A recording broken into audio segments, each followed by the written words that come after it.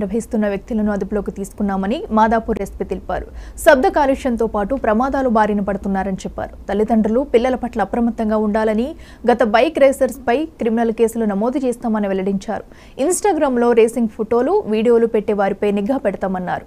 Bike rides చేసిన వారిని ఆధారాలతో గుర్తించిన తర్వాతే యాక్షన్ తీసుకుంటామని హెచ్చరించారు.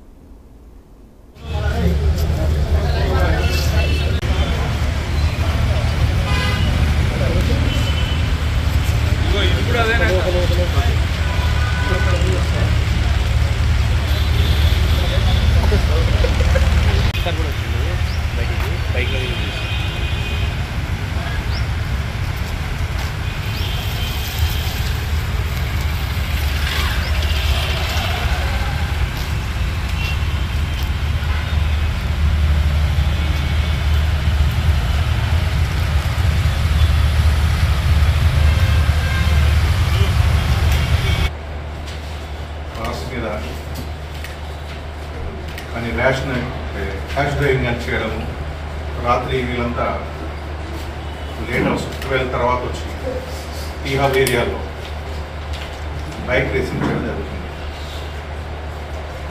దీనిపైన మా కమిషనర్ గారి ఆదేశానుసారం డీసీపీ గారు ప్లస్ మేమంతా కలిసి రీసెంట్లీ దాదాపు ఒక 9 కేసెస్ రిజిస్టర్ చేయడం జరిగింది. దీనిలో దాదాపుగా ఒక 80 వెహికల్స్ వరకు మనం సీజ్ చేయడం జరిగింది. వీళ్ళంతా మనకి నియర్ బై ఏరియాస్ నుంచి ఇక్కడ వచ్చేసి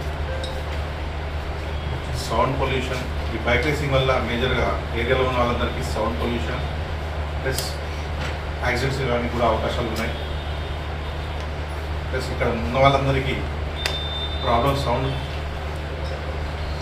ప్రాబ్లం న్యూసెన్స్ క్రియేట్ చేయడం వల్ల రాత్రిలో ఐటీ ఏరియాలో ప్రాబ్లం అవుతుంది, ప్లస్ ట్రాఫిక్ జామ్ అవుతుంది, ప్లస్ యాక్సిడెంట్స్ అవ్వడానికి అవకాశాలు ఉన్నాయి. దీన్ని రాయదుర్గం పోలీస్ వాళ్ళు ఛాలెంజ్గా తీసుకొని ఇప్పటివరకు ఒక 88 మంది రైడర్స్ మీద కేసు బుక్ చేయడం జరిగింది. తర్వాత కూడా ఇది కంటిన్యూ చేయడం జరుగుతుంది. ఎవరైనా ఇలాంటి సంఘటనలకు పాల్పడితే ఇప్పటి నుంచి క్రిమినల్ చర్యలకు బాధ్యులవుతారు.